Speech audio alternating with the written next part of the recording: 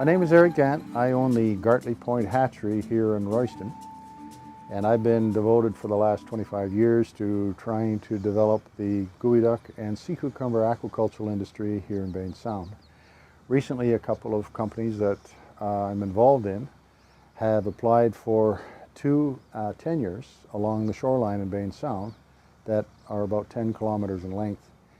The intention is to raise sea cucumbers and start rebuilding what was once a good concentration of natural stocks along the shoreline. The reason why I'm devoted to this form of aquaculture is because I was raised in a farming district, and I've seen what happens when intensive monoculture takes over the natural ecology of a forest. Basically, the farmer's job is to eliminate the forest completely and then grow one crop for profit, such as wheat. And this has a devastating impact on the environment, and eventually it catches up with the farmer.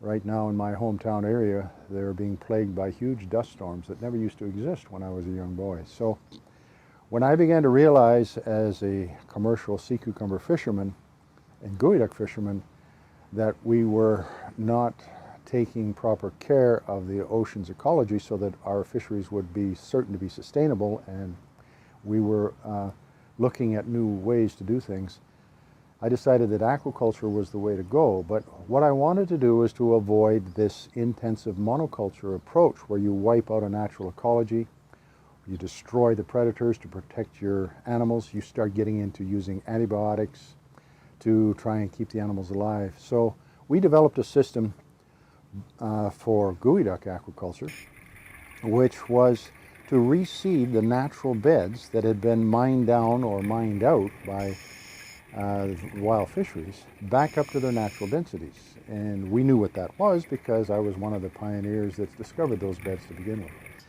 In sea cucumber, what we want to do is to free range them so that they will naturally spread themselves out to a density that they know to be naturally healthy. So we don't have to know what's the healthiest density. We just let Mother Nature do the job for us. Our job is just to be as supportive as we can of a complex matrix that no human being truly understands. I think that we can learn from the land, and we can also learn from the weaknesses within the wild fishery and the weaknesses within the aquacultural industry, and create a hybrid approach that is an extensive aquacultural approach that fits into the natural ecology. The beauty of sea cucumber and geoduck is that they are both beneficial to the ocean. Both, each in their own way, offset, for example, the detrimental impact that human population along our shorelines has.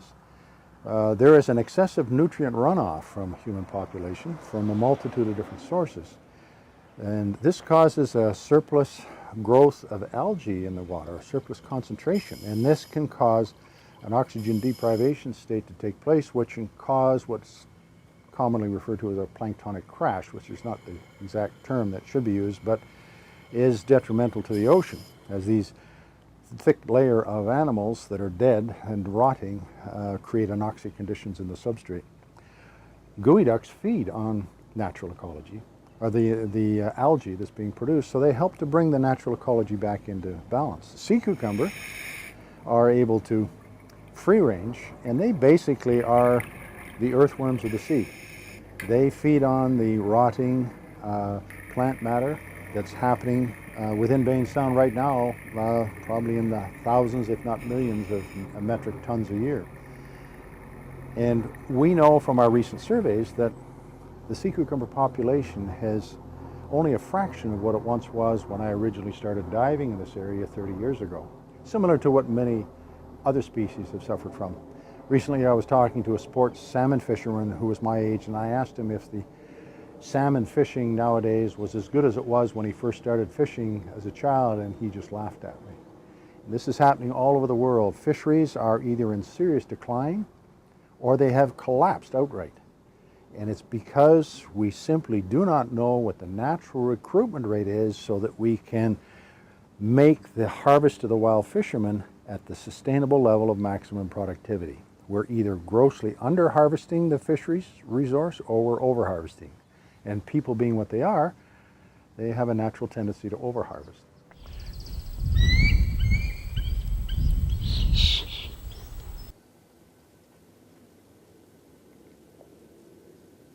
And I'm a neighbor here in Bain Sound. I live right beside my own hatchery. So I've made sure that the hatchery is neat, clean, and quiet. It adds to the ambience of the neighborhood and the property values because I'm invested in this neighborhood as well. I live on the shoreline of Bain Sound. That's one of the reasons why we have chosen this area, because we know that what we're going to be planting for sea cucumbers along the shoreline is going to be beneficial to the ocean, helping to offset the environmental degradation that's happening all over the world and here from human occupation. So I'm quite proud of what we're doing. I think we need to get the word out, and I think that we should ultimately, by the proof of what we're doing, be able to prove that we truly will walk like we talk.